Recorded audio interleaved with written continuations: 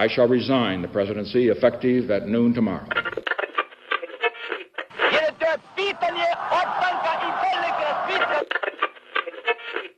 Sejam todas, todos e todos muito bem-vindos a mais um episódio do Podcast Minha História. E, depois dessa semana, vou falar com vocês um pouquinho sobre a história do Canal do Suez. Aquele canal de extrema importância para o comércio mundial que liga por meio da Península do Sinai, o Mar Mediterrâneo ao Mar Vermelho, que é de extrema importância para o comércio nos dias de hoje, o que ficou muito perceptível durante a pandemia, quando o navio encalhou no Canal de Suez, causando atrasos e prejuízos bilionários em escala global. Mas, como sempre, antes de começarmos, eu quero deixar aqui o meu agradecimento à querida Tatá por financiar o nosso podcast e lembrar que você pode fazer o mesmo por meio do nosso Apoia-se e que o link está no Instagram. Mas sem mais delongas, vamos passar para o nosso tema dessa semana.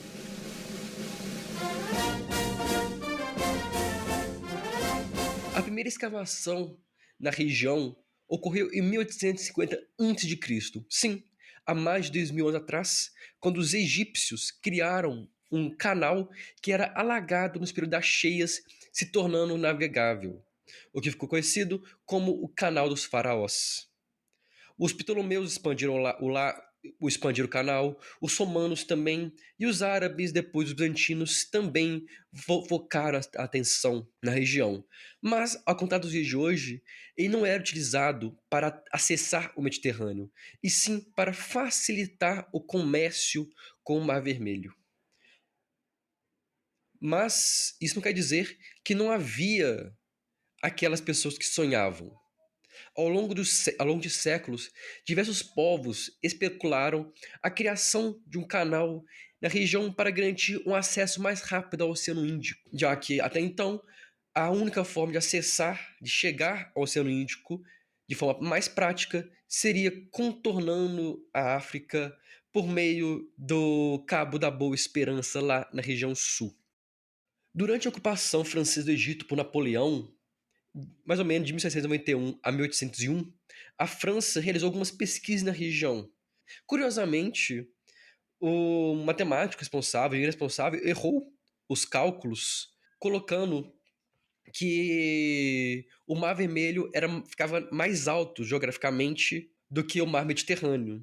Um erro, mas que não impediu a pesquisa e não impediu outras pesquisas, já que ao longo do século XIX outros estudos foram realizados. Até que, em 1854, Ferdinand, o Visconde de Lesseps, um diplomata francês, conseguiu a concessão do Egito para a construção do canal.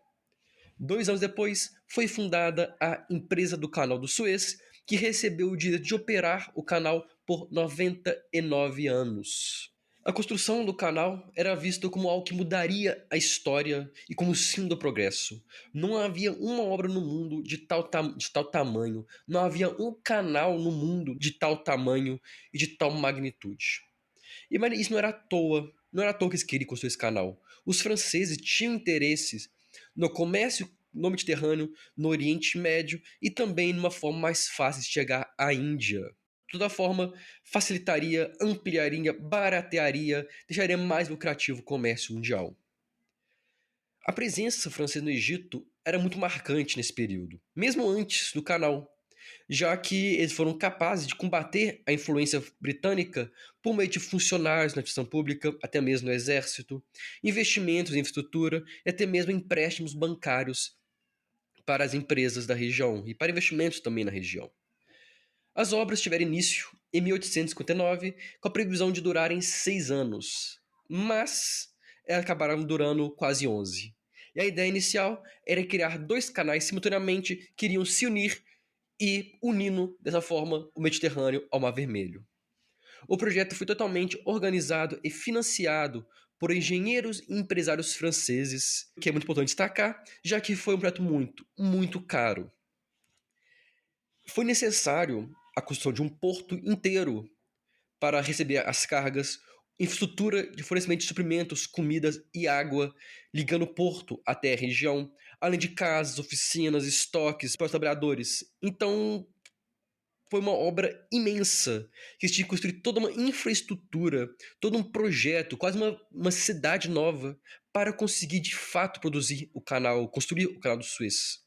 Nós estamos falando da Península do Sinai, uma região desértica, uma região extremamente seca. Então você tinha que construir toda uma infraestrutura para garantir a viabilidade da vida dos trabalhadores daquela região antes de conseguir colocar a mão na massa para construírem, para cavarem, para construírem o canal do Suez. Inicialmente, os trabalhadores escavaram com picaretas. Estima-se que 35 mil picaretas foram importadas para a obra e todos os meses 100 mil cestos de areia eram removidos da região como parte da escavação.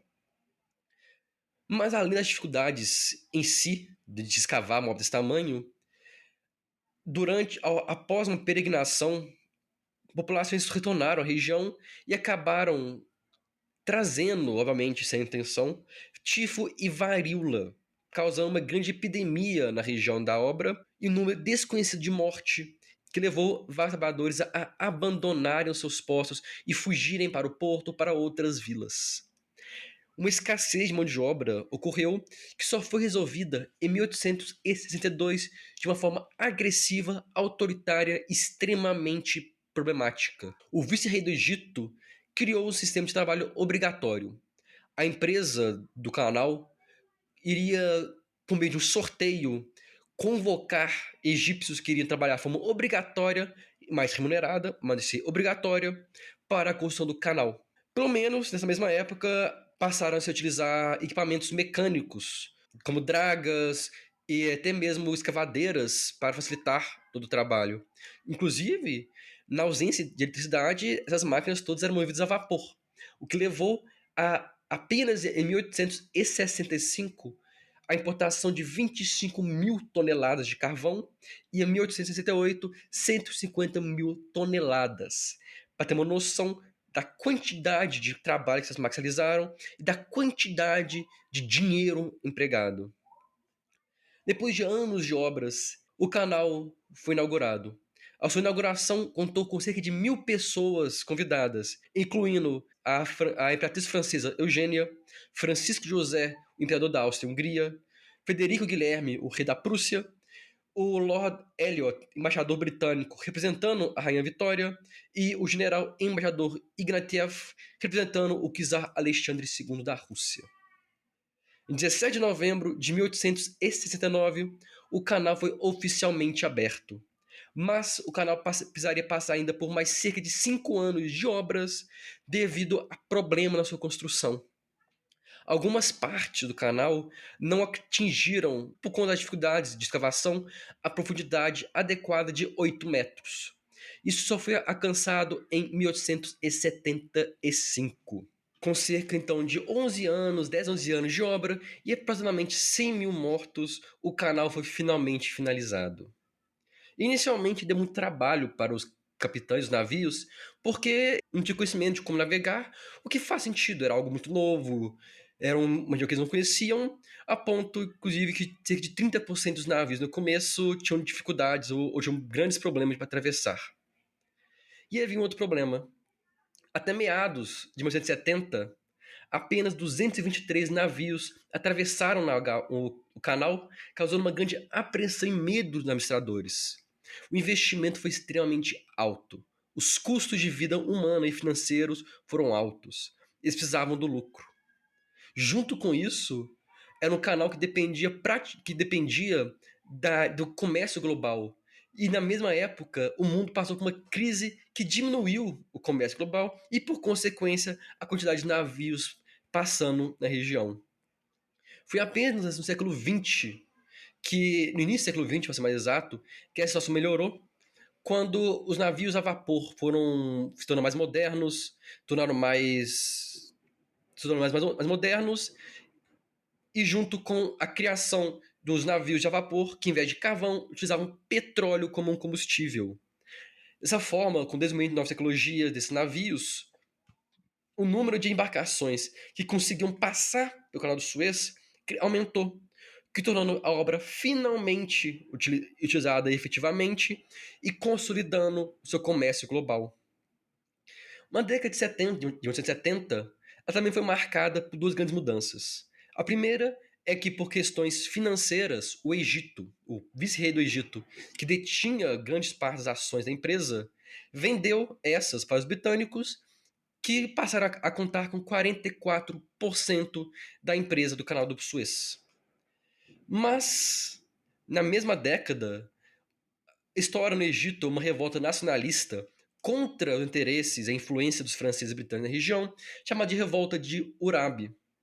Em resposta a essa revolta, os britânicos não apenas bombardearam Alexandria, atacaram os rebeldes, como invadiram militarmente o Egito, colocando o país sob uma ocupação e um domínio britânico que durou até o fim da Segunda Guerra Mundial. O Egito se tornou praticamente um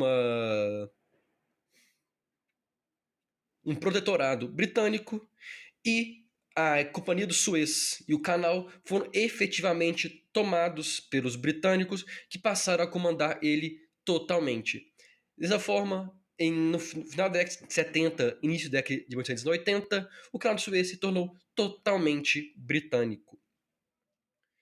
Em outubro de 1888, França, Áustria, Espanha, Reino Unido, Itália, Países Baixos, Rússia e Turquia se reuniram em Constantinopla para assinar uma convenção sobre o Canal do Suez. E essa convenção determinava, já no seu artigo 1º, que o canal sempre estaria aberto para o tráfego, seja em tempos de paz ou de guerra, e para todas as nações que desejassem utilizar. Nenhum país poderia interferir com seu uso e o canal não poderia ser bloqueado de forma nenhuma por nenhuma nação. Esse tratado confirmou, determinou, garantiu a livre navegação do Suez e reafirmou a sua importância para o comércio mundial. O que pode ser comprovado não apenas pela quantidade de carga que passa todos os anos pelo canal, mas também pela crise do Suez na década de 50, um tema que eu inclusive abordo no episódio 47 do podcast e vale a pena escutar caso tenha interesse de entender um pouco mais sobre o canal e essa crise. Com isso, ligando dois mares, o Canal do Suez é uma das obras de engenharia mais importantes da história moderna. O canal é símbolo das ambições imperialistas, das disputas políticas e diplomáticas e dos imensos desafios técnicos e humanos que marcaram sua construção. Cerca de 30% de todos os contêineres transportados por navio em 2021 passaram pelo Canal do Suez, o que dá aproximadamente 20 mil navios passando por lá diariamente. Esses números demonstram como grandes obras da humanidade podem gerar não apenas impactos naturais, mas impactos geopolíticos e comerciais.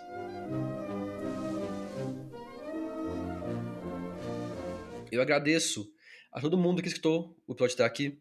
Convido vocês a nos seguirem no Instagram, Twitter, Facebook, Blue Sky, TikTok, para estar sempre por dentro quando um novo episódio for publicado. Lembro você ainda que no nosso Instagram você encontra o Apoia-se para você que tem interesse e condições financiar nosso podcast, que ajuda a manter o projeto existindo, mas você pode nos ajudar e muito compartilhando esse e outros episódios com os amigos, colegas, familiares, parentes, qualquer um que você ache que possa entender um pouco mais sobre o tema da semana ou sobre a história como um todo. No mais, espero ter gostado do episódio e vejo vocês na próxima semana. Um grande abraço e até lá.